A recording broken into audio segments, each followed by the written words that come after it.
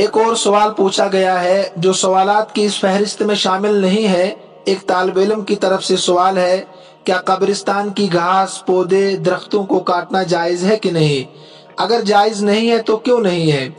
دیکھیے، قبروں پر موجود ہری گھاس اور ہرے پودوں کے متعلق فقہائے کرام نے لکھا ہے کہ ان کا کاٹنا جائز نہیں ہے، اس لیے کہ ہری گھاس، ہرے پودے، ہرے درخت اللہ رب العزت کی حمد و ثنا، اللہ رب العزت کی بڑائی بیان کرتے ہیں۔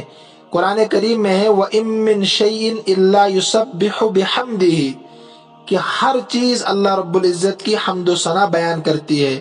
یسبح لہ ما فی السماوات والارض، جو کچھ آسمانوں میں ہے، جو کچھ زمین میں ہے، وہ اللہ رب العزت کی حمد و ثنا اور تعریف بیان کرتے ہیں۔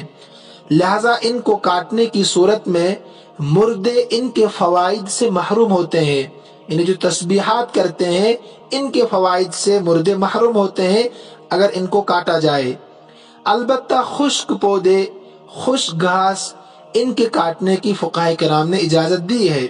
فتاوی رحیمیہ میں یہ مسئلہ موجود ہے۔ ہمیں یہاں پر ایک دو مسئلوں کو اور سمجھنا ہوگا۔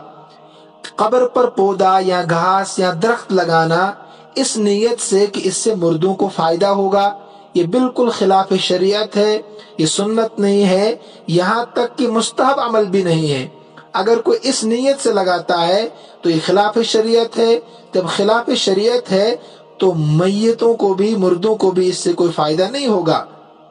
البتہ قبر پر اگر گھاس یا پودا خود اگائے، خود رو ہری گھاس، اسی طریقے سے ہرے پودے، ان کی تسبیحات سے میت کو فائدہ ہوتا ہے۔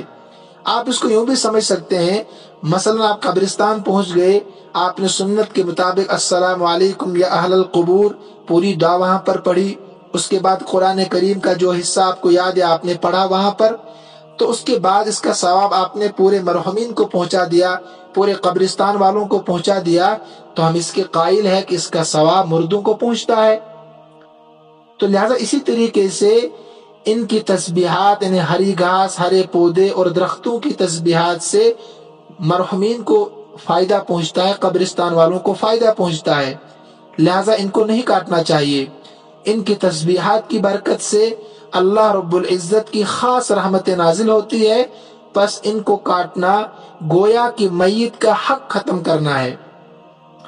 اسی طریقے سے ایک مسئلہ اور ذہن میں رکھنا ہوگا کہ قبرستان کی گھاس یا ایسے درختوں کو کاٹنا بالکل درست ہے جن کے کاٹنے کی ضرورت محسوس ہو۔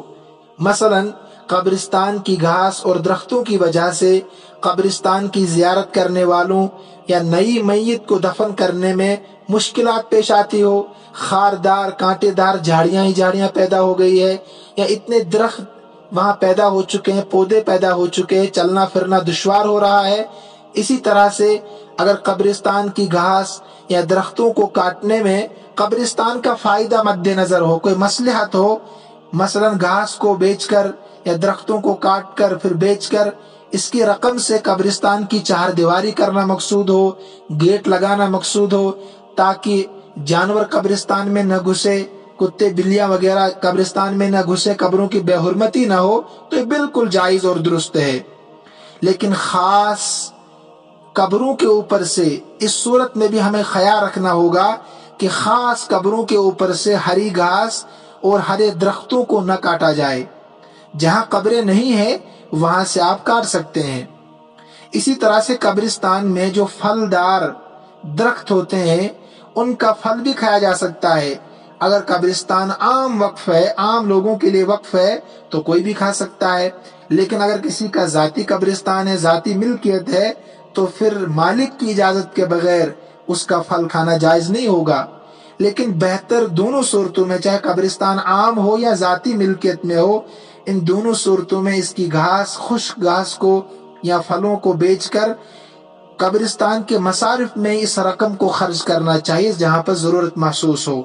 ایک بات اور یاد رکھیے، اگر ابتدا سے متولیین جو قبرستان کے ہیں، منتظمین جو ہے، اگر کوئی نیت خاص نہیں ہے کہ ہمیں ان کو بیچ کر کیا کرنا ہے، درختوں کو بیچ کر یا گھاس کو بیچ کر، تو پھر آپ کہیں بھی ان پیسوں کو خرچ کر سکتے ہیں، کسی مسجد میں خرچ کر سکتے ہیں، کسی ادارے میں خرچ کر سکتے ہیں، کہیں اور رفاہ عام میں خرچ کر سکتے ہیں، اس کی پھر اجازت ہوگی۔ لیکن اگر کوئی خاص نیت ہے، مثلا قبرستان میں خرچ کرنے کی نیت ہے، تو پھر دوسری جگہوں میں قبرستان کا پیسہ آپ خرچ نہیں کر سکتے ہیں۔ اسی طریقے سے ہمیں قبرستان کا احترام بھی مد نظر رکھنا چاہیے۔